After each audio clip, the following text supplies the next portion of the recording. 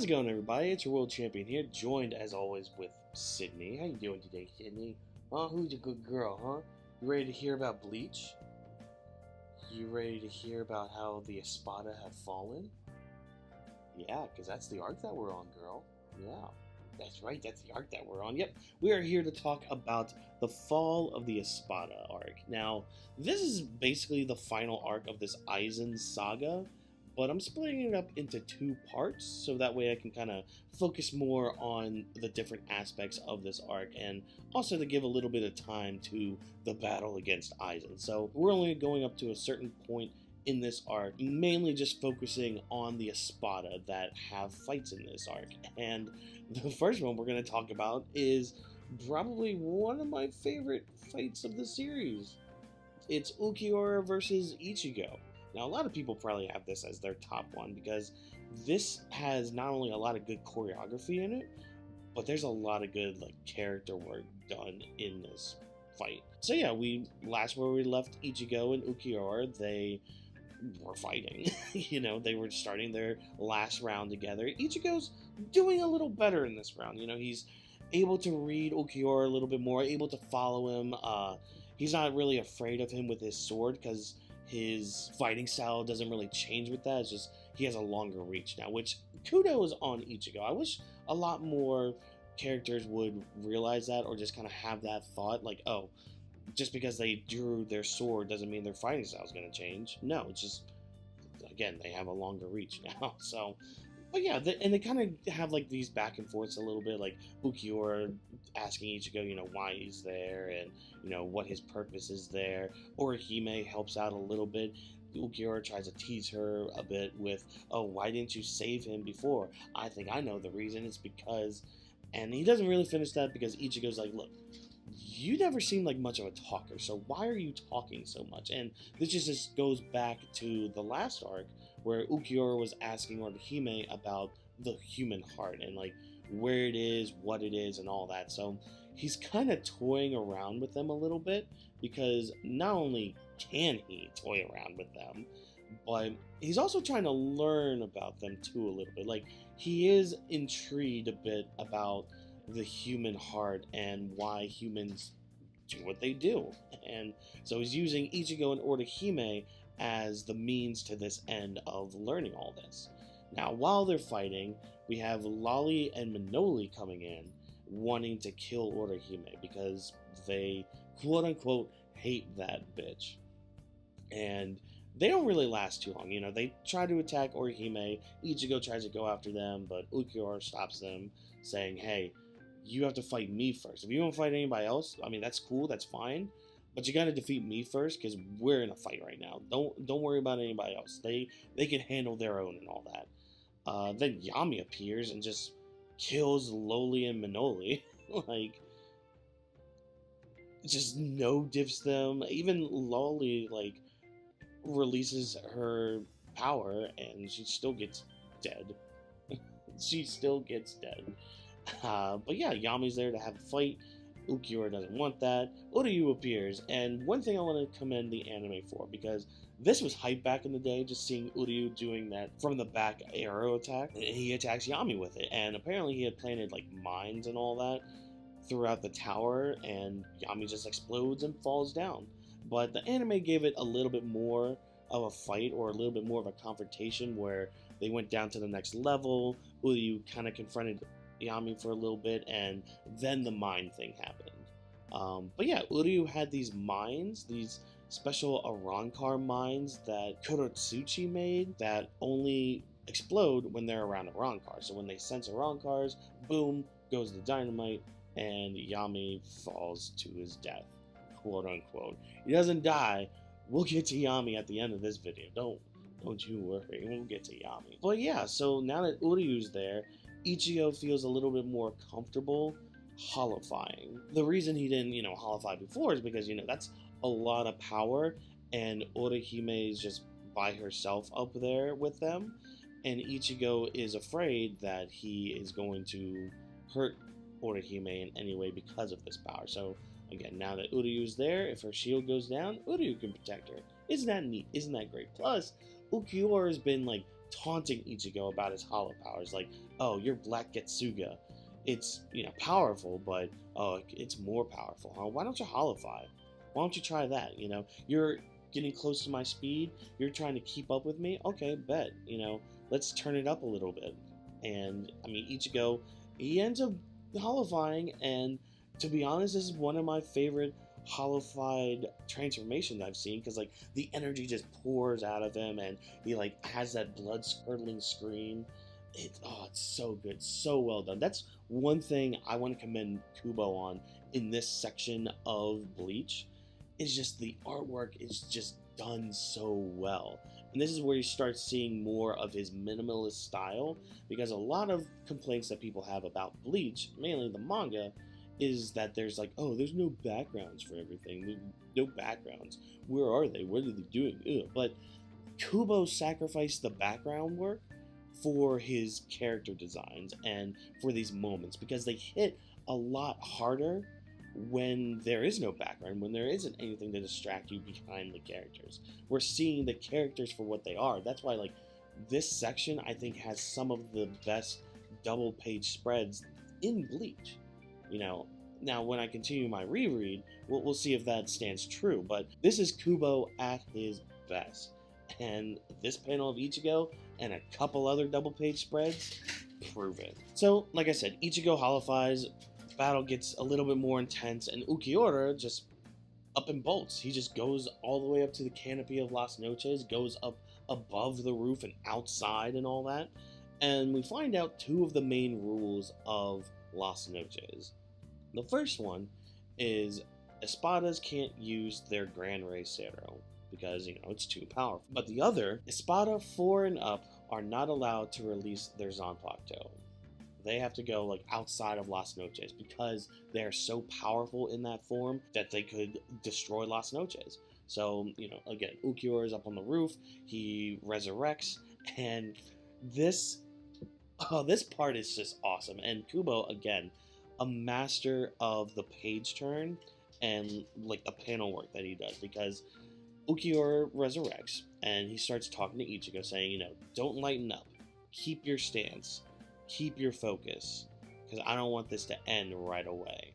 And like the next page, Ulquiorra just like has his weapon ready, and luckily Ichigo kind of sees it at last minute because he uses a Getsuga to block it, but it still like gets his mask. And Ulquiorra again kind of teasing Ichigo a little bit, kind of becoming more human, if you will, because, you know, Ulquiorra, you know, he's always just been kind of like a plank. And I don't mean that in a bad way. I mean that as in, like, he's been an emotional plank because he just really doesn't show that much emotion, especially compared to his other Espada. Having him kind of tease Ichigo a little bit and then later on get pissed off, like, it's very jarring to see this from Ulquiorra. Like, he's talking a lot, he's trying to learn a lot. It's very odd, but he teases Ichigo about like his mask, saying, oh, I didn't think it would break that easy. We get this interesting line where Ulquiorra just out of nowhere tells Ichigo, hey, you know, your Black Getsuga is very similar to a Cero that we can use in our resurrection state. And we get to see the first Cero Oscuras, which is a black Cero, and it's so glorious. I want to say that Kubo during this part, especially this fight, just kind of took his ink bottle and just splashed it on the page, because there's a lot of black in this part. Ulquiorra starts getting pissed off at Ichigo because he just won't stop, because I guess Ichigo's thinking he can win. And Ichigo, like, he doesn't say it right here, right now, but he doesn't care about like this power difference that Ulquiorra keeps saying that there is. He just needs to win. It's not that he can win. He, like, part of him doesn't even think he can win. But he has to in order for him and his friends to get out of Hueco Mundo. So Ulquiorra sees this as just like, okay, then I'm going to step it up just one more notch. And we find out that there can be a second transformation, a second resurrection, if you will, for the Espada. And Ulquiorra is the only one that has this. His Segunda Etapa. And this form, first of all, oh, I love it so much. Again, these double page spreads, these character pages that Kubo has, like, that's why I love the fact that he doesn't have backgrounds in his art, because now we can just focus on the character. It's all character focused. That's basically the gist of this arc, is character focus. That Segunda Etapa is just nothing. I mean, Ichigo can't stand up to it. He gets his ass beat, and it's just horrible. He just jobs out. So while Ichigo's getting his ass beat, Orihime and Uryu end up coming up there because, you know, Orihime, obviously, she's concerned about Ichigo and wants him to be safe and all that stuff. So they go up there and they bear witness to the death of Ichigo. Like, rereading this really sent me back to a time where, like, I remember my feelings from all this, where I didn't know how Ichigo could get out of this. I mean, Ulquiorra had him choked up on his tail. He just sees Orihime, is just like, oh, there you are. I want you to see the man that, you know, you put all your hopes in die. And just bloop, set her right through the chest. Ichigo's dead. He just tosses him aside like it's nothing. Orihime starts freaking out, like, you know, calling Ichigo's name, saying she can't do this alone. Like, she has a mental breakdown from this, and I don't blame her at all. Uryu attacks Ulquiorra. I mean, he tries to do something, he tries to be cool with it, but he ends up losing an arm. So thanks Uryu, thanks for that. But it gives him enough time for, you know, Orihime to keep screaming out that she needs Ichigo and needs him to help her and to protect her. And, you know, this is the part where a lot of people, like, kind of make fun of Orihime, because, like, she just keeps repeating Ichigo's name. But I mean, it makes sense in context. You know, like, the meme is funny, yes, but yes, Sydney, it makes sense in context of the story. So what happens is Ichigo ends up holofying. Now, a lot of people have an issue with this as well, where it's just like, oh, Ichigo got this random power up out of nowhere, and, you know, it's stupid because it's just a cop-out, it's just an asshole, blah, blah, blah. But hold on there a minute, because I want you guys to think back to when Ichigo was training to holofy, when he was fighting his hollow inside of him. Oh, you ready for this story, girl? Yeah. So the hollow, also known as White, but we'll get to that one day, he basically tells Ichigo, hey, if you die, I will take over your body, and it's gonna be mine. I will become the king, and you will become the horse, and that's that. And that is exactly what happens. And I don't want to say too much about this moment, because I really want people to, like, watch the anime and even read the manga about this part, because it is insane the kind of power that Ichigo has here. And he completely destroys Ulquiorra. You know, I mean, we find out about, you know, Ulquiorra's fast regeneration and all that because of losing an arm and all that, but I mean, Vassal Lord Ichigo doesn't care. He just keeps going on the attack. A giant Zero stops this massive nuke attack that Ulquiorra has, point blank range, with his palm. Like, oh, this part's so good. I love it. Oh, I just love it so much. Ichigo ends up defeating Ulquiorra in this form, and he's about to finish him off like a beast would, and Uryu gets in the way, saying, hey, look, you need to stop Ichigo. If you continue now, you're just mutilating the body. You're not going to be yourself. You're going to be more hollow than man. And, I mean, Vassal Lord Ichigo doesn't like that. He just stabs Uryu, and he goes flying. And Orihime, she kind of has another freak out. She's like, this is all my fault. I thought I was protecting them, especially Ichigo, but no. I'm the reason this happened. I'm the reason that, you know, people are dying and getting hurt and sacrificing themselves. Like, this is all my fault. And she tells Ichigo to stop. I mean, it's kind of getting through to Ichigo, but not really. He starts charging up another Zero, but Ulquiorra gets up and cuts off one of his horns, and then the mask breaks. And Ichigo heals, he's alive again, and he confronts Ulquiorra. And this moment right here, I love this moment, because it just speaks on Ichigo's honor. And to be honest, it reminded me a lot of Yusuke. because Ulquiorra, he's trying to heal himself, but his internal organs are gone because of a blast, and his arm and leg are trying to heal themselves, but they're taking a little longer. So Ichigo's just like, did I do this? I didn't do this. This was some other being that is inside of me that did this. This isn't me. So I want to finish this off the way I want to. So cut off my arm and leg, and we'll finish this. And Ulquiorra, he's about to do that. Like, he's gonna do that in order to fulfill this little wish of Ichigo's in order to beat him. But then Ulquiorra starts dusting away, and he asks Ichigo to finish him off. And of course, Ichigo doesn't want to because he doesn't want to win that way. Like, I love seeing this honor system in Bleach. Like, and Kubo again does a really good job with that with his characters, because he treats it like a samurai story where each character has their own honor, their own code that they stick to, and how they fight and how they confront enemies and all that. Like, he's very good at keeping everybody honor bound to a point, because there's one character that likes to spout about honor, but he doesn't give a shit about honor. Like, especially on the battlefield, like, fuck that shit. But yeah, Ulquiorra starts dusting away, and his last little thing is he asks Orihime if she's still afraid of him. And with tears rolling down her eyes, she says no. And, he curses Ichigo for not doing what he wants again, and he dies. And that's the end of Ulquiorra. Like, this is the best fight in this arc until we get to the Aizen stuff.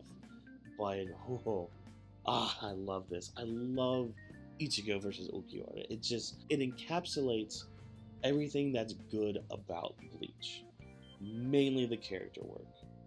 And I mean, kudos to you, Kubo. Kudos. You did a great fight with not only great character work but great choreography, awesome twists. Like, this was really good, and especially on a weekly read.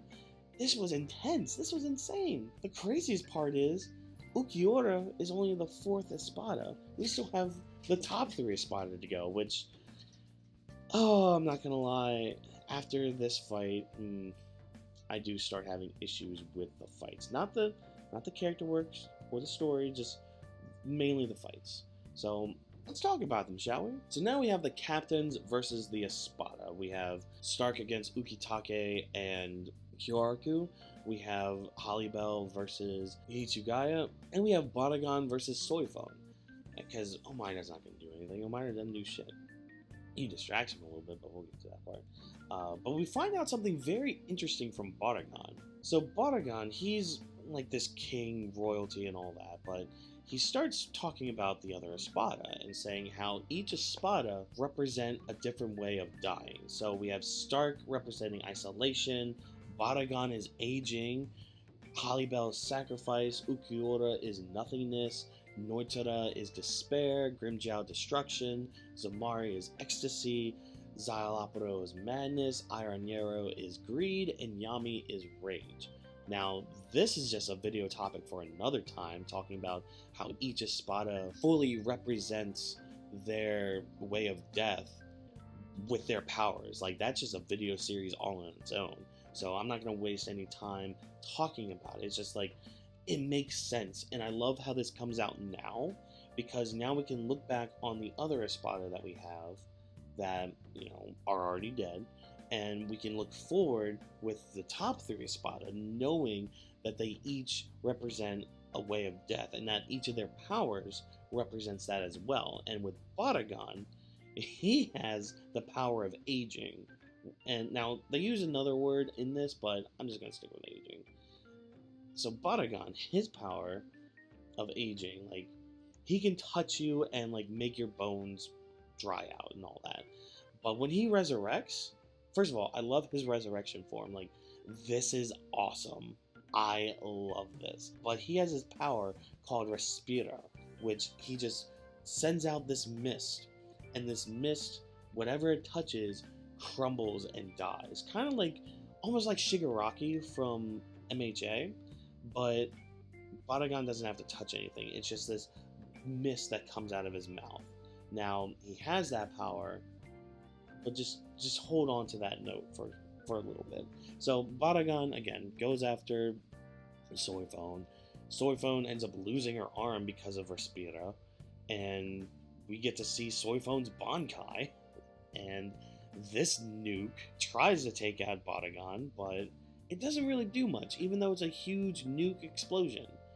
And first of all, about Soy Phone's Bankai, part of me likes it because, you know, yeah, it is a one-hit shot kind of thing, but I kind of agree with Soy Phone that it's not as bulky as she wants to make it out to be. Like, it's only on her right arm, but, you know, it is pretty heavy and it makes her slow, so the way she likes to fight, it doesn't really match with her. So I get that aspect, and maybe, you know, in the future she might enhance the Bankai to make it maybe a little less big, maybe smaller, but still having the impact and the power that it already has. Because yeah, this is a very strong Bankai. It's a shame that it doesn't do anything against Baragon, because again, he has the power of aging, and with his Respira, things can just wither and die in his way, and he kind of does that and kind of gets out of the way. It still does some damage, but not enough to really do anything. But we're going to cut over from there to Hitsugaya versus Hollybell. Not much in this fight, which is kind of disappointing. You know, they kind of go back and forth a little bit. Like, Hitsugaya fakes a death so he can kind of study Hollybell a little bit. The thing with Hitsugaya and Hollybell is they're kind of equal because of their powers. So Hitsugaya, he can control all of the moisture in the water that's in the air. Like, he can control the weather, basically. But Hollybell can kind of do the same thing with his attacks, like turning the ice into water and all that. So they're kind of in this stalemate until Hitsugaya uses this technique where it starts snowing and then like automatically freezes anything it touches. So Hollybell's presumed dead, but she's really not. She just breaks out later on, and Hitsugaya still has to fight her. Yeah, there's really not much with that fight. And even later on, there's really not much with the fight. So let's cut over to Stark versus Kyoraku and Ukitake. This is a little better because Stark is just like, okay, now we're going to get serious because I want to see what you've got, Captain. And him and Lillinette, we find out that they are actually two halves of the same being, playing on that isolation theme again with Stark. And his resurrection is so badass, so cold. Just him with two guns, and he fires Ceros, and they're not like very super powerful Ceros, but it's the fact that he can not only just shoot a lot of them, but a lot of them in quick succession.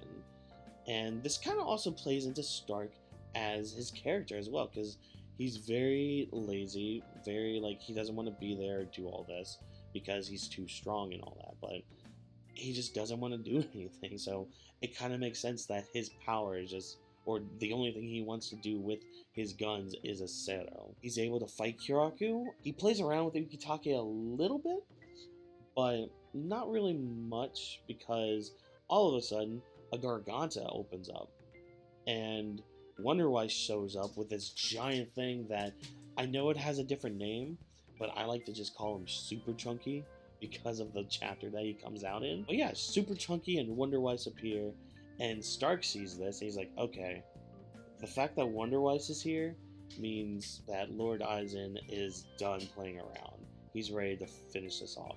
So he shoots Kyoraku point blank in the back because he's distracted by Wonderwise stabbing Ukitake in the chest. So they're both down now. Hollybell, again, she breaks out of her ice prison. Baragon's perfectly fine. Super Chunky just blows away the fire prison that Aizen and company were in, and things seem fucked because now the main forces, they're not being taken down by these big moves. Like, a nuke didn't take out Baragon. A super frozen ice palace didn't take out Hollybell. Stark easily took out Kyoraku, and Ukitake got stabbed in the chest. Like, all hope kind of seems lost. Who's gonna help us? Who's gonna save the Soul Society now? I mean, Genryusai can do whatever he can, but I mean, that's a lot of people he would have to fight, including Aizen. But this is when the Vizards appear.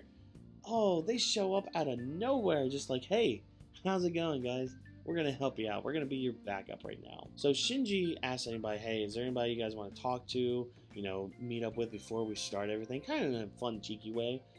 Nobody else wants to except for Lisa. She wants to go to Kyoraku and talk to him a little bit and just kind of tease him, and they have a nice little fun moment. It turns out Kyoraku didn't really get injured from that point-blank Zero of Starks, which is redonkulous. And Lisa just says, hey, just watch me. Look how strong I've become. And then Shinji, he talks to Yamamoto. He's just like, look, we're not your allies. We're still enemies, but, you know, Aizen's the enemy too.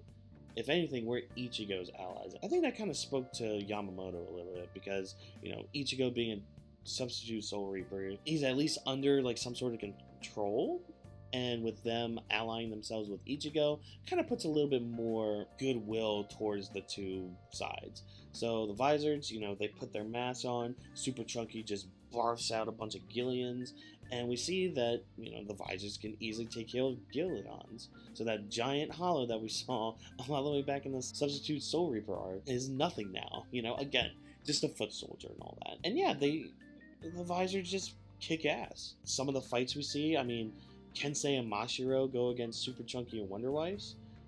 Mashiro easily defeats Super Chunky. That thing's gone, and she kind of tries to fight Wonder Wise. She gets a little cocky, being like, I can be in my mask form for like 72 hours or however long it was, I think. And, you know, so she's very cocky, and she's fighting Wonder Wise, and then her mask breaks. Wonder Wise gets a good shot in, and then we get him and Kensei, and we see Kensei's Bankai, and that's where we leave that fight. So I wanted to say that one just really quick because, again, we don't get too much time with it, especially in this part. With everybody going after people, Shinji tries to go after Aizen, but Tozen gets in the way, and that's when Komamura and Hisagi get in the way as well to face off against Tozen, and then Gin holds off Shinji for a little bit. That's basically all we get with those guys. They're more of what I'm going to talk about in the next video. Hachi goes to help Soifone. This actually is kind of a cool fight out of the top 3 Espada, because Hachi, you know, he's like a master of Kido and has a lot of barrier attacks and all that. So they end up putting Baragon in this barrier, and then Soifone shoots in point blank range. Now, there's a funny comedy moment in here too, because Soifone knows Hachi. He's got ties to Kisuke, and she hates Kisuke and all that. So they have a deal where Hachi's gonna put Urahara in one of his barriers for like a month after this battle, and that's only so Soifone can help him with this part. But yeah, they trap Baragon in this force field. She shoots her Bankai in there, and like the explosion like stays in there, and kind of this actually is what hurts Baragon, because with the earlier explosion he was able to kind of like back away a little bit and get away from the damage. Here the whole explosion just stayed inside of the force field. Now the force field did crack a little bit, but it didn't fully break, and so Baragon took the whole brunt of it. Now he still survives, but he's got some damage now. He starts using Respira and trying to kill everybody. It actually gets Hachi's hand, but here's the kicker. Hachi, again, master of Kido and all that, he lops off his own arm, first of all, you know, to save him from the aging and all that. But he takes that arm that still has the Respira on it, and he transports it inside of Baragon. And that's what ends up killing Baragon, his own power. And it's only from a hunch that Hachi had, where, you know, this absolute power of Baragon's, Baragon had to have some sort of other power in order to keep it from affecting him. Because, again, his power is absolute. And we get to see a little bit of Baragon's past as well. He used to be the king of Hueco Mundo. He ruled over everybody, and he was one of the strongest. Now, he didn't know about Stark at the time, but he ruled over Las Noches and all that, until Aizen came by and killed all his subordinates, and then was just like, you can join me. So Baragon this whole time was only following Aizen because he wanted to kill him, and his last little bit of energy comes from him just tossing his axe towards Aizen in a last-ditch effort to maybe kill him. But unfortunately, his axe just breaks, and Aizen just looks at him, and then just looks away. and then Batagon dies. Um, this was pretty big. Again, great character work done by Kubo. The fight, this is probably the best fight, like choreograph and actual fight of the top 3 Espada. I think the only one that comes close is the Stark fight because of the Kiraku part, but we'll talk about that right now, actually. So Rose and Love fight Stark for a little bit. They do something, but Stark ends up kind of thinking to himself. And this is, again, where we start talking about how each way of dying. And Stark, being isolation, he kind of starts getting a little depressed. Now, before we talk about Stark's depression, I want to cut over to Rose and Love, because they have a bit of a back and forth. Love basically says, okay, we need to attack right now, because one or two things are going to happen. Because, again, Stark witnessed Batagon dying. And what can happen is either one, Stark just gives up because of Batagon's death, or two, the battle's going to get more intense because Stark might fight for revenge. Now, Stark's not that kind of person, and he even says that. He's like, I'm not the kind of person that fights for revenge, because this sucks. Batagon died. One of my friends died, and he does say, like, friends with this. And yet, he looks over to Aizen, and Aizen just doesn't react at all. And he's kind of sad about this. Like, it's not like an angry or anything, he's just sad. Like, one of his comrades died in battle, and the guy who's supposed to be their leader doesn't even care at all. Like, that kind of sucks. And luckily for Lil Annette being there, like, trying to get Stark out of it, and that's when Stark uses his ultimate move where he has this whole big pack of Zero Wolves with him. Again, that isolation theme. But these Zero Wolves are actually like part of Stark's soul, and they do a lot of damage when they get close to somebody and explode. So he's able to take out, well, he doesn't really take out Rose and Love, but he damages them pretty well with this. But as soon as he lands on the ground, he gets stabbed by a sword. And that sword happens to belong to Kiraku. He is using his Shikai's power, which basically turns any kid game into like a death battle. So he has his Kage Oni, which is like if you step on somebody's shadow, if you step on your shadow, you lose, or if somebody steps on your shadow, you lose. There's Taka Oni, which whoever goes the highest wins. We've seen that a couple times in this fight with Kiraku and Stark. And then there's Iro Oni, which basically you yell out the name of a color that somebody's wearing, and the more dangerous the color to you or the other person, the more damage you do. So like he does white and it does some damage. There's gray on Stark, which does some damage, and then there's the killer blow, black. And when Kiraku just takes off the captain's robe and he's just all in his black Shinigami attire and he just says black. Ooh, that slice is just it's good. And then we get Stark's story, which again shows his whole isolation thing. He couldn't be around anybody because just his sheer presence would destroy them. He broke his soul up into two and became Stark and Lil Annette. Aizen came around and gave him a purpose and all that. So after Stark goes down, Aizen just watches him fall and thinks to himself, okay, I'm done with this. So we cut over now to the battle against Holybell, which again doesn't really have much going on with it. Hiyori and Lisa try to fight her, and there's this annoying back and forth between Hiyori and Hitsugaya, which is more annoying in the anime. The manga at least like keeps it contained in just one chapter. It's really annoying in the manga because it happens multiple times. So they're fighting Holybell, and then Aizen just appears and he's just like, hey Holybell. And she's like, oh hey Aizen, what's up? And he just cuts her down, saying, I'm done with you.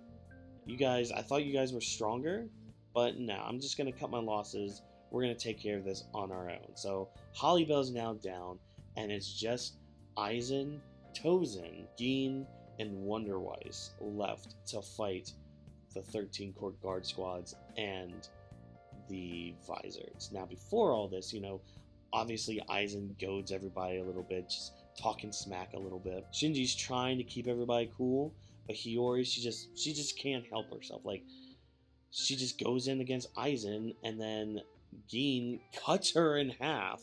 Like, the manga, she gets cut in half. The anime, she only gets stabbed, but ooh, that manga panel of her getting cut in half. Oh, give it to me. I love it. Like, just, again, I don't like Hiyori. But, Shinji grabs her top half, and of course she's apologetic because, like, she knew he was goading her in, but she just couldn't help herself. And so Shinji just lets out this yell, wondering where Ichigo is, and that's when we cut back over to the Hueco Mundo group. So I didn't really mention much of the Hueco Mundo group and what they were doing during Ichigo versus Ulquiorra.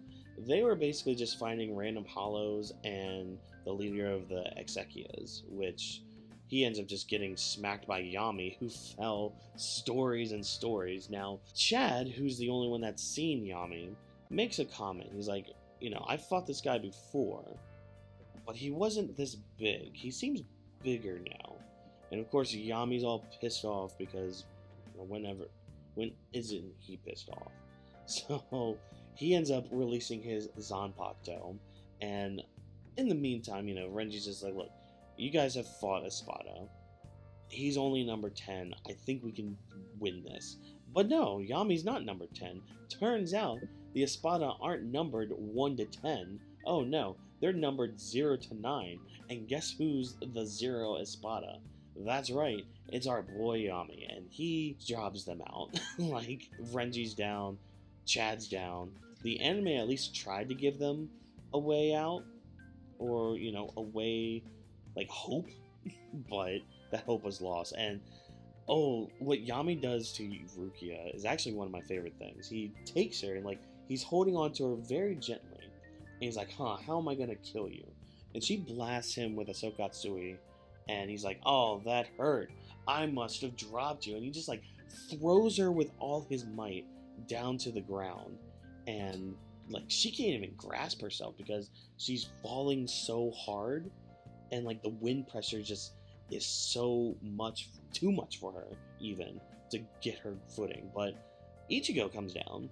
He's fine. He's a little bit banged up, but he's okay. He tells Rukia, everything's fine, and we see his eyes, and Rukia's like, no, you don't seem fine. You don't look like somebody who just won a fight.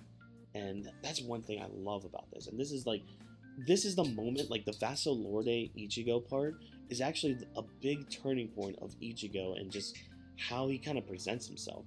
And we've seen this before, where it's like, again, it's the Yusuke comparison, where when Yusuke got that power from facing Toguro, he wasn't, like, angry or anything. He was sad. He was depressed. He was like, I didn't want to get to this because of this reason.